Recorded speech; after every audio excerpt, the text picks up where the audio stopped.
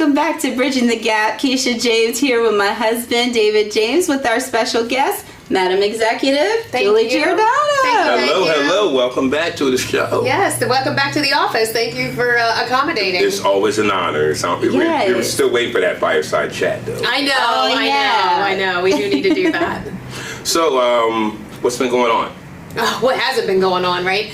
So we're in the middle of budget season, so we are meeting with all of our county department heads, going over the budget. We did get some bad news from Annapolis, so we have about $9 million that's going to be pushed down to the county levels that we have to sort of figure out and navigate, which is going to hurt us. So it's a lot of things. We have to, just to give you an idea, so we have to pay for pre-K now, which is an additional $243,000. We have to pay for even more of teacher pensions, $673,000. Our disparity grant got cut $2.5 million. So it's things like that, and seems little, but of course when you piece it all together, so that's the puzzle that we're working on right now is the budget. So.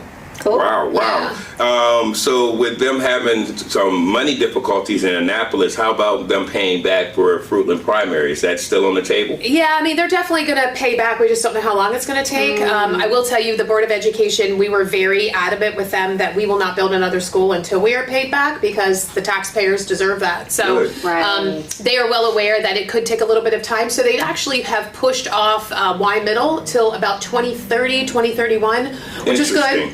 It does need to be replaced. We all agree with that, but there does need to be a little bit of a pause. So one thing that we are looking at, hopefully doing, is it's about a $10 million project with Fruitland Intermediate of replacing their HVAC system. So it's not that old of a school, so to speak. Right. But we do need to update their HVAC. Right. So we are looking to do that. So okay. Yeah. Well, since we're talking about Annapolis, it sounds like the governor may not be happy with you pushing back against them not winning 287G or any agreements. How's that going? I think it's fine. It's kind of crazy. We signed this agreement and we knew that it was probably going to be short-lived. We didn't know how short-lived. We didn't know it was going to be emergency legislation. But I will tell you, our sheriff has just gone viral. He's everywhere. He is everywhere, yes. So... Which is a good thing because it does give Wicomico County some clout. And what is really cool is that tomorrow we actually leave for Washington, D.C. Okay. We will be attending a hearing with Secretary Kristi Noem tomorrow. And then on Thursday, we were personally invited by Congressman Jim Jordan, who is the chairman of the Judiciary Committee, for a legislative markup on a bill that they are hoping to pass, which would sort of end sanctuary states. And so what is hopefully going to happen is that a state cannot holistically say local jurisdictions can't work with the federal government. And so that's what they're trying to change. So that's going to be the markup. So it's really kind of cool to get that call from the federal, the big guys. They're recognizing what we're doing, and it's really neat, so there's going to be another press conference, just sort of like what the sheriff did on March 16th. So we're going to attend that. But who knew what he said was going to go viral? And it did. Right, really. The White House shared it. Barron Trump shared it. Yeah. The Department of Homeland Security shared it. The Hodge twins did a whole episode on it. So it's just really cool that Maryland, forget our sheriff, forget Wicomico County, but that Maryland is really making a splash, and then they're seeing that we're fighting back. And the biggest thing I'll say is, we kept warning them. ICE is going to come here. They're going to come here in droves. We don't want that to happen. And what happened in Minnesota, we don't want to happen here. Minnesota is now going to 287G agreements because they see how safe and secure it is, or more safe and secure that it is. And then the other part is, if you didn't see that I shared it on my Facebook, not all, 100 or so of the vehicles that were used in Minneapolis are in Maryland. They're moving to Maryland. Food is moving to Maryland. They're coming to Maryland. And this is what we kept trying to say. The more and more we work with the federal government, the more and more the guardrails are going to be there. But you've taken away all of that. So they're here. They're coming. Right. Yeah, it's unique. And I remember hearing the sheriff talking about, if they're in jail, then they go and talk to them there. They don't have to worry about them going in houses. Now, my wife and I can actually walk in the front yard and we saw a whole thing go down the other day, and I think it was Saturday night. I'm like, what the world's going on down there? And it's just like this plain white vehicle, and then there's the the police vehicle in the back because you see the lights and you're just sitting there, you're watching like everybody else. So like, it doesn't stop. It didn't stop. It does not. It was there for a few hours. And then before you knew it, another vehicle pulled up in front of another house. And I mentioned to David, I was like, I believe that's the house.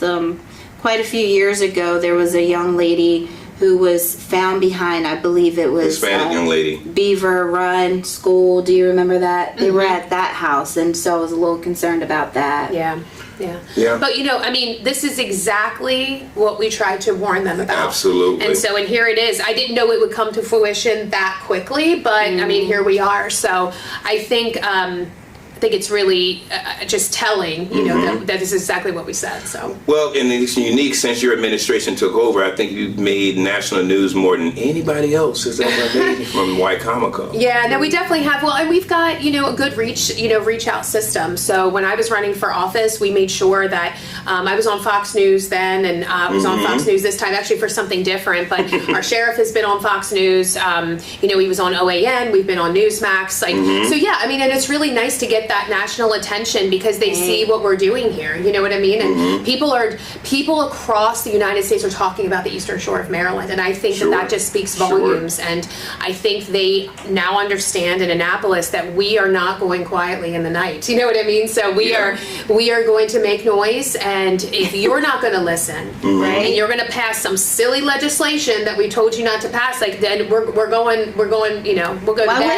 Daddy Trump and tell him. You know what I mean? Why wouldn't we fight? Yeah. I mean, you're protecting us. You're doing what we need. Thank you for a job well done. Well, thank you. Because you're doing. Others would have backed down and been like, "No, I don't got time for that." Yeah. Absolutely. Well, I think it's so important. And again, how can anybody? I don't care if you are Democrat, Republican, conservative, liberal, Green Party, Tea Party, independent, unaffiliated. How can you not think that public safety is the top priority? Come on. And that's exactly what we're doing here, and that's what we've been pushing. So I'm proud of the decision that we made. I'm proud that I have been able to stand with the other sheriffs across the. It's kind of a neat spot that I'm in because those sheriffs signed the agreements, but our sheriff can't sign the agreement because I oversee the jail. So I've got to really stand, side by side with those sheriffs as a united front. And so it's been really awesome being a part of that. I think it's a little difficult sometimes for them because they're like, it's the sheriffs. Oh, and this executive, you know what I mean? But that's okay. I'm standing right there like I'm here, You're definitely in the middle of things. You're traveling. You're Yeah. definitely being a spokesman. I do want to ask you something before we go to break because I definitely want to come back and talk about the situation with District 7. Sure. This is campaign season. Yes. And you're in the middle getting so many different things done. Have you got a chance to knock any doors yet? No, not yet. So I think our first set of doors will not be knocked until probably the middle of March. The nice thing for me is that I don't have a primary opponent, so I can sort of, take a breath, but then help out those in the primary that I would like to see win. I know there are a lot of people that don't take a stance in the primary for whatever reason, but definitely for our county council, I have already done my endorsements and taken my stance. So I will be knocking doors for James Wynn, right. for Ben Jordan, for right. especially those two, because of having the primary. So Sure.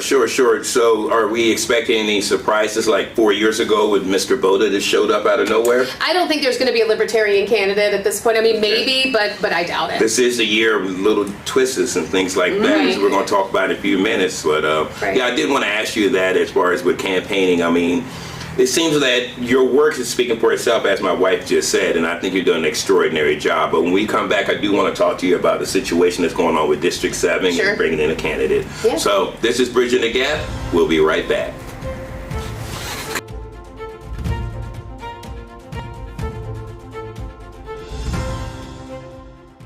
Go for it. Welcome back. Here we are again, still with Julie Giordano. Yep. Thank you. Yep, and I want to ask you, what's going on with District 7 as far as council? Yeah, so District 7, so I've been seeing, first of all, a lot of rumors about District 7. So I'm going to talk about the things that aren't true, and then I'm going to tell everybody what happened, okay?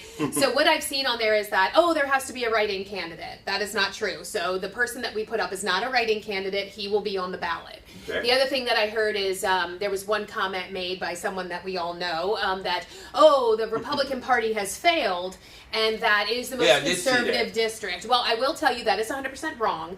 District 2 is the most conservative district, My followed home by district. yes, followed by District 5, then 6, then 7. So it is not a conservative district. It is a very, you know, I mean, I want to say it's probably more Republican than it is Democrat, but it's a very winnable race, you know, for a Republican.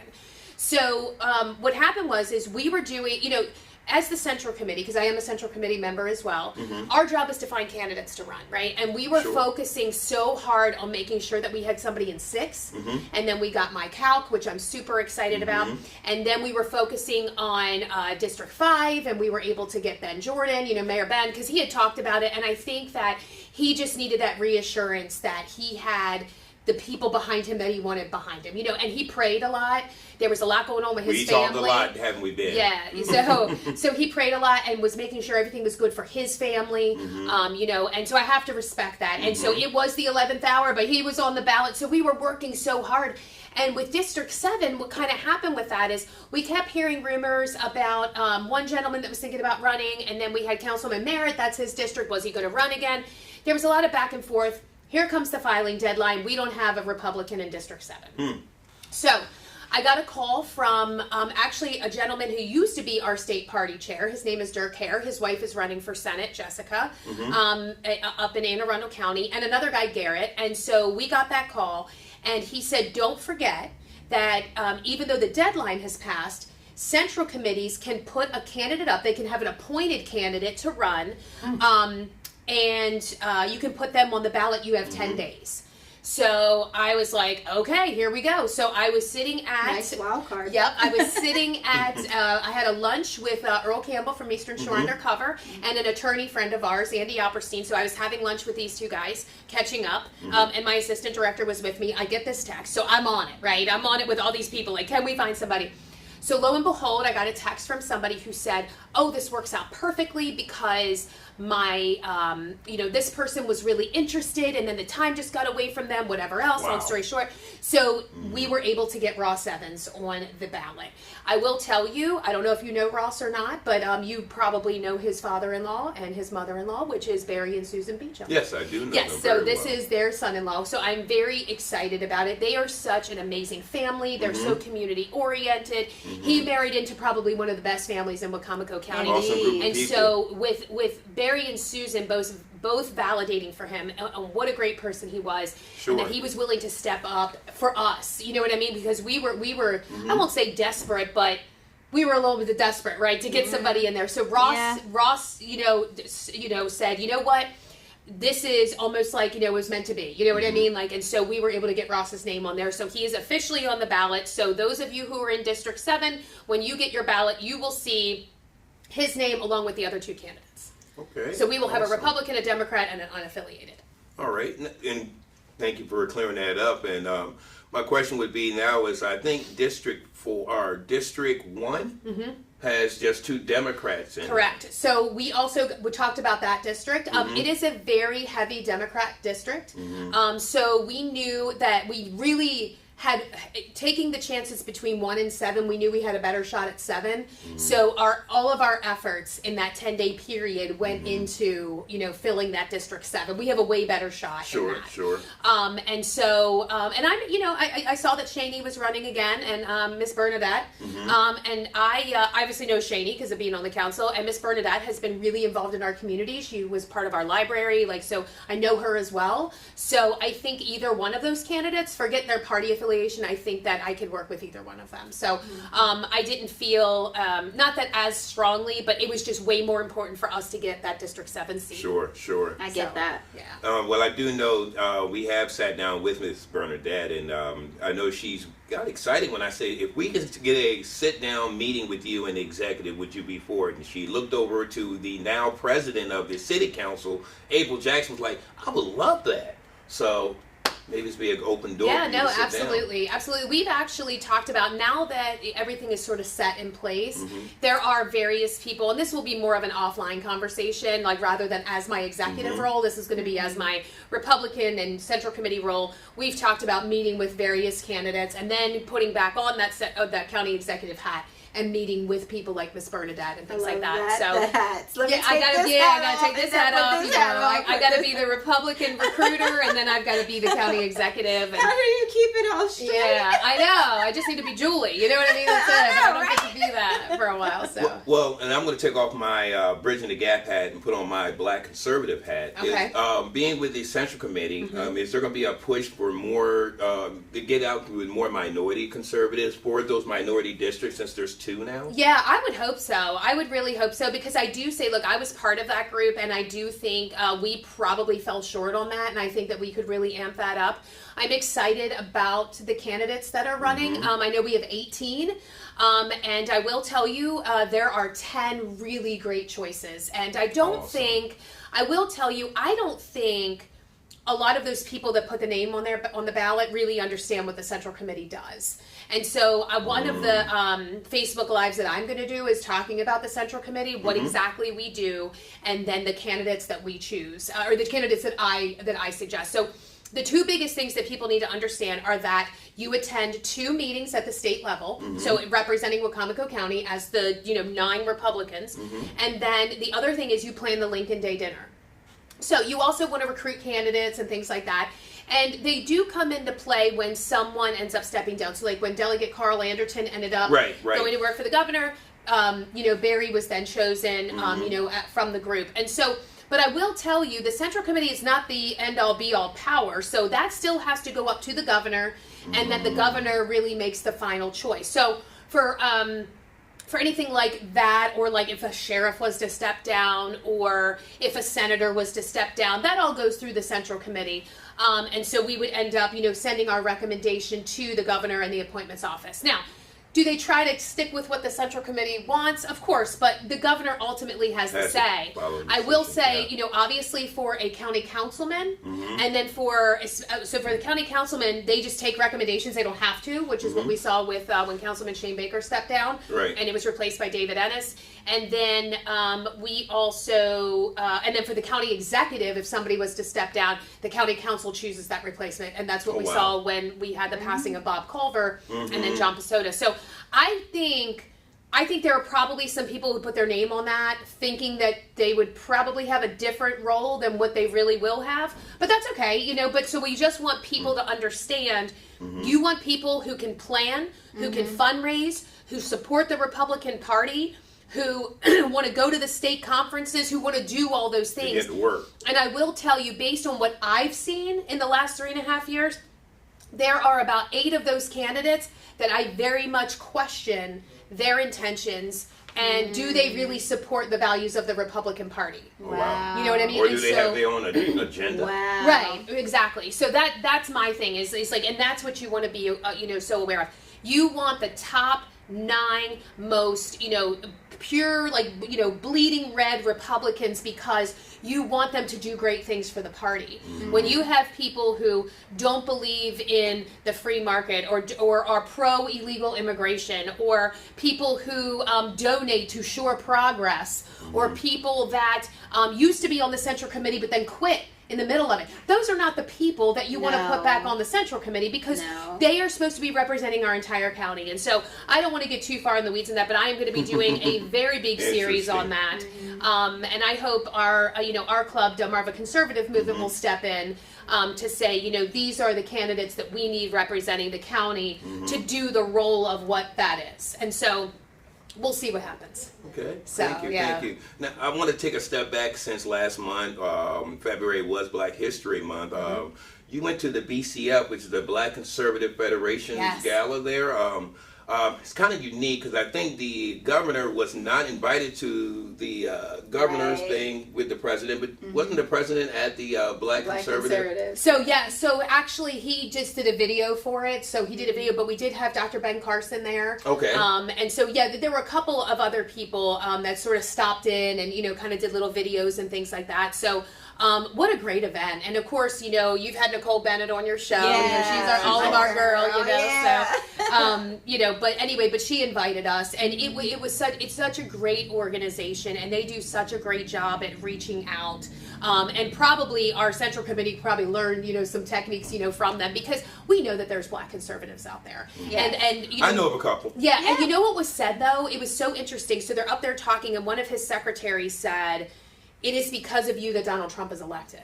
Because you took a chance, because you really, you know, went down in your heart and didn't do what, you know, the media is telling you. And what do you, as a Black conservative person, or, you know, even just a Black person, what do you believe?"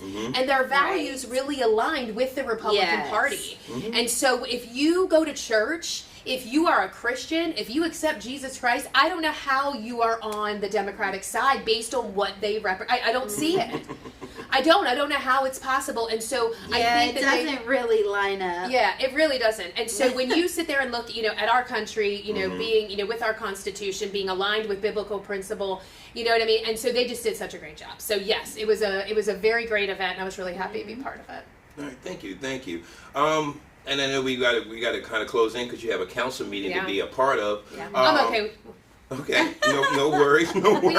I'm saying we have a little bit more time. We're okay. So I just want to kind of touch on, I noticed that there's a third person in for the sheriff race. Yeah. And this third person, I mean, we all know who Sheriff Mike Lewis is, and we know Scott Hamilton, which we are going to be having an interview with him. He's actually the president of the FOP. But this third person is not even in law enforcement. It's really how does interesting. that work? Yeah, it's really interesting to me. So I actually did some research. So to be a sheriff in Maryland, you actually do not have to have law enforcement experience. It is an elected role. However, it's very much recommended that you do, because like, if you don't have that law enforcement experience, you're not going to be able to arrest. You're not going to be able to carry a gun. You're not going to be able to do the things that law enforcement does, because you haven't been through that training, and rightfully so. So it would be very much a figure that is just sort of sitting there without really having the ability to do the job. Wow. So I am very convinced that race is going to, while there is a Democratic opponent, but that race is going to be determined in the primary. So yes, we have Sheriff Mike Lewis, who's been our sheriff for a while now. And then we have Scott Hamilton, who was a deputy for 20 some years. I mean, he retired with us. He talks a lot with the officers still, though, right? Yeah, Right. yeah. He's a veteran. I mean, his wife still Very works for the good sheriff's candidate. office. Very good Oh, candidate. yeah. And I mean, you know, and he's the head of the FOP. So yeah, I mean, he stayed current with some things, and so it'll be kind of interesting. You know, you have the old guard that's been there, and that trusted old guard that a lot of people really love Mike, and they like the celebrity and the things that he's done, and he's sort of made this brand for himself. And then you've got the new person coming in who has the law enforcement experience, who's younger, who wants to do more modern things, who's looking at things from a different angle. So I think it'll really depend on what people want. Do we want to continue with what we have? Do we think that that's successful? Or do we think that there needs to be somebody new? So regardless of what happens, I do give Scott a lot of credit, because it's going to be a tough race. And I will say, Sure is. I give him credit because of, you know, standing up, because I don't think there are very many people that would have done that, you know, with Right. who's in there. So, so I give him credit, because I've been in his shoes, right? And he has more experience than I did running for executive, but I know how hard it is when you are consistently doing that uphill battle. So we will see. I will tell you, as Julie Giordano and as the county executive, I will be staying out of that race, because I have to work with both parties. I have to work with Scott, with the FOP, with the collective bargaining, and I work with the sheriff now. And so I don't really want to obviously so there's take a sides. conflict of interest. It is on there. both sides. So yes, I will be Respect. staying out of that.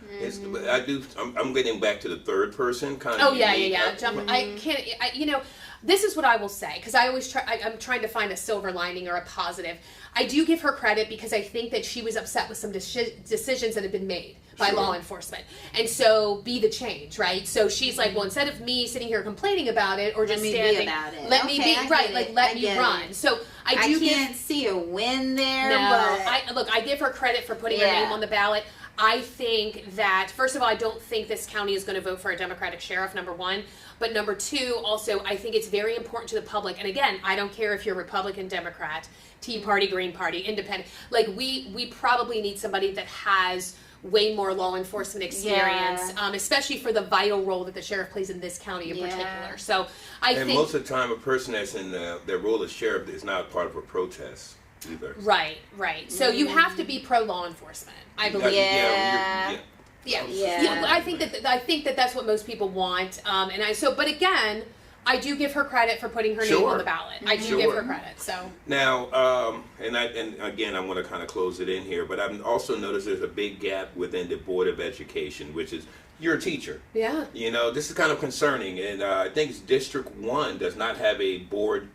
Anybody I who's think there it was running. 1 and 5, wasn't it? Unless somebody put I their did name see on the... 1, maybe 5. I don't know, but I do know Okay. 1 didn't have anybody. Yeah, it What- did. Yeah. So and how it's- does that work? Look, and I'm going to tell you, we tried so hard. So this is a little bit different because the Board of Ed is a nonpartisan race. So we, as the Central Committees, have no role in that. So the Democratic Central Committee, Republican It's very Central... partisan, but it's nonpartisan. Right. It's supposed to be a nonpartisan seat, but because it's labeled as a nonpartisan seat, the Central Committees don't have a role. Gotcha. So what happens is that we are going to have to find a write-in candidate, and that person has to register as a write-in candidate by the middle of September, I believe. And then we have to promote that person. Write this name in, write this name in, write this name in. So that's how that's going to roll. And I will tell you, the Democrats, they will have somebody. They will have a write-in candidate because they do. They work. I'm telling you, they work. I'm not saying that it's, I'm not saying I agree with what they do, but they work it. So I do think that if we do want to say, I would like, and so I'm, but it's difficult, to find somebody. One, I mean, the timing is hard. It's a lot of, it's a big commitment. But yeah, I'm hoping that we do find somebody for a write-in candidate. And again, that is a minority district. I mean, when it's saying it's a minority district, that's the way it's actually mapped out. But it could be anybody in that district. You're right. It could be. So I think that is something that we're going to be working on. The good news is that we have a little bit more time. We have until September till we have to get somebody registered as a write-in. So. That's good because it gives you someone to actually pray about, think about, and take it from there. Yeah, absolutely. Okay. Keisha, do you have any questions for the executive? No, I'm just ready for you to just be Madam Executive for a very long time. Yeah, well, I have said right now, as it stands, just for what's going on in my life and things like that, that I obviously am running this time, but I do not plan to go for re-election after that. So I hope to do my 8 years. Now, things may change. You never know. You never know. But if I had to make the decision now, I would do the 8 years, and then we'll see what else is on the horizon. So. Governor.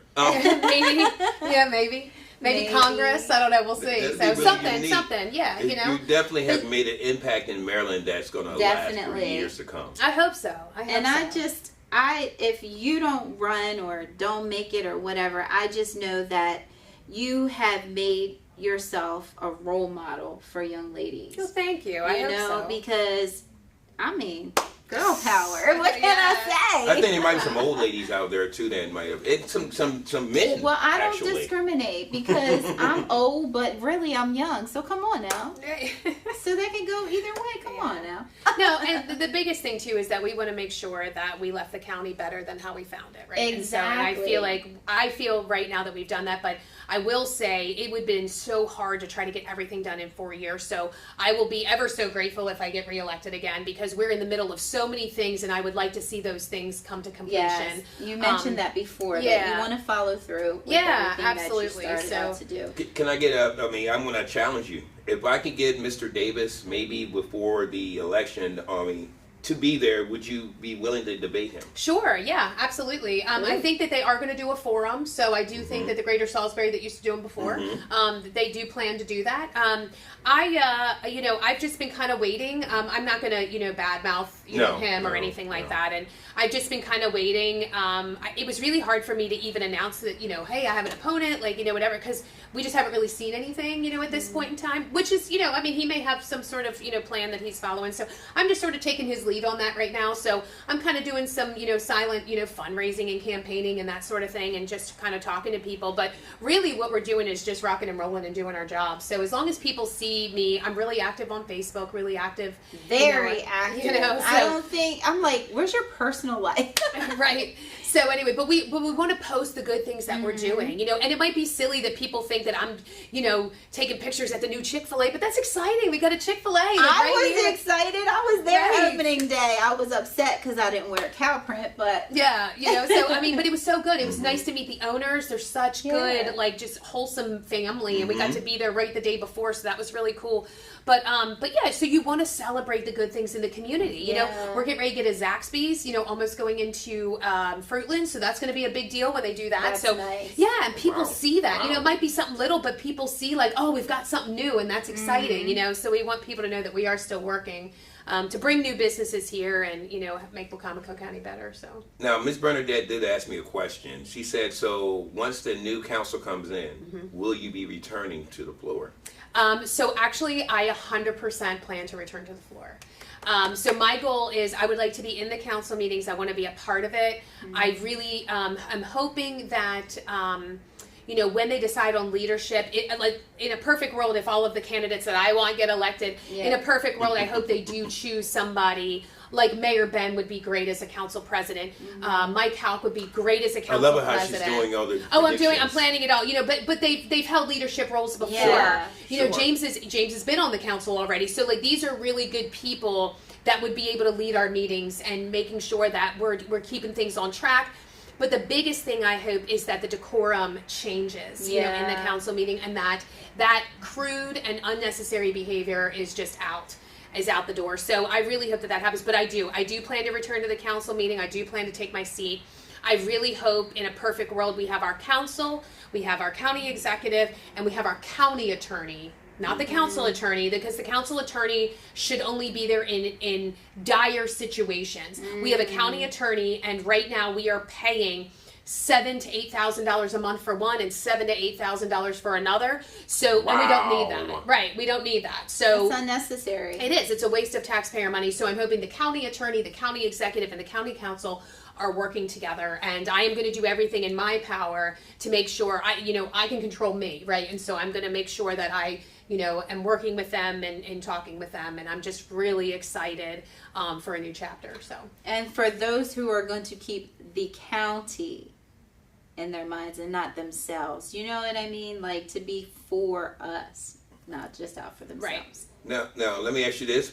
In closing, with everything going on in Salisbury, and it's changing its guard, and it seems like they're working to work with people more, have you been able to reach out to anyone within the city? I have not, and I will tell you one thing, and here I am talking about I was trying to be positive. I was a little frustrated with President April Jackson's letter that she wrote on some legislation to the state about, it was a liquor bill that our liquor licensing board wanted, and it was about decoupling we have 3 liquor licenses besides our dispensary, and right now they have to have a restaurant attached to it. And so we're trying to remove that requirement. You can just have the store. And there was a letter written by her that said we're going to add liquor stores, and they're going to be in the black neighborhoods and all of that was untrue. None of that was in that bill. The bill specifically says there will be no more than 3 licenses of what we already have. And that we are just trying to be a little bit more business friendly, because you're putting an unnecessary burden on 3 business owners. An unnecessary burden. It's literally we're the only county that did that. So I was a bit frustrated. So I would have really appreciated a call, and we could have had that conversation. So I'm really hoping that in the future, when there are questions about things, that she would reach out. Right, ask. Always instead ask. When in doubt. Yeah, ask. Instead of writing a letter and thinking that you know exactly what's happening, because there was a letter written, and it literally did not address the bill at all. And so there was like, well, here's this councilwoman, what's going on? And we're like, we don't know. Both the county executive and the county council for the county bill are in agreement of this. So it just caused a little bit of a wrinkle in things, but I would just ask if there are concerns or questions that you have, reach out. You know what I mean? Have a conversation. So Bridge that gap. exactly, yes. One thing I must say is, like, if we do have questions, you answer. You're very transparent about everything. So I don't know why people would have a hard time. I guess because I think you think fight for us. I know. I think they think maybe I'm intimidating, or they're intimidated by me. I don't know. Not at all. I don't know what the reason is, because anytime anybody's asked, to have conversation with me, I've done that. I will say though, I probably could do a better job at the candidates that are running that have, caused me stress the last 3.5 years. I probably should be able to give them grace, because running for office is hard. But I will tell you, I cannot. I've seen you at your worst, And so we now know what type of person you are. And so Yeah. therefore I can't promote that type of negativity in our No. council meeting. We already have that. I already have that now. And so I don't need any more of that. And so we are really trying to have people who really want to be a positive change. Yes. And when you have Again, spent do for the county and not for yourself. right, and when you've spent 2.5, 3 years, saying horrific things about me or my family or rumors or this, that, and the other, like, it's just one of those things where, like, I personally can't get behind you in support, but I wish you well. I don't want you to starve. You just can't be at my table. You know what I mean? Like, that's You just forgive. right. You can forgive, Right. but forgetting it's going to be a little bit harder. Correct. Yeah. And so therefore, Gotcha. yes, this is too important of an election, and we can really, really make positive change. And so I hope people really understand that, and they go out and vote for the right candidates. Okay. By the way, did you and my wife call each other on the dressing? I didn't, but like we're like little No, opposite. We had the green on. Then you got the whole scene behind you. Yeah. Well, it's because we're not, in the green room, so we Oh, that's right, you can will only be wear seen. green, yeah. Well, Oh, no, my you goodness. can't wear green. No, you in the can't wear green green in there. Yes, yeah. This has been Bridging the Gap. It's becoming a fashion thing here. No, but Yeah. thank you again. Of course. Madam Executive, for having us, and we're looking forward to talking to you next month. And we need to get you in there to the council. Oh meeting. no, you're fine. Yep, no worries. So. She's like, I'm not in a hurry. nope. Yep. All right. Well, thank you again. Thank you. This has been Bridging the Gap. Have See a you great next one. time.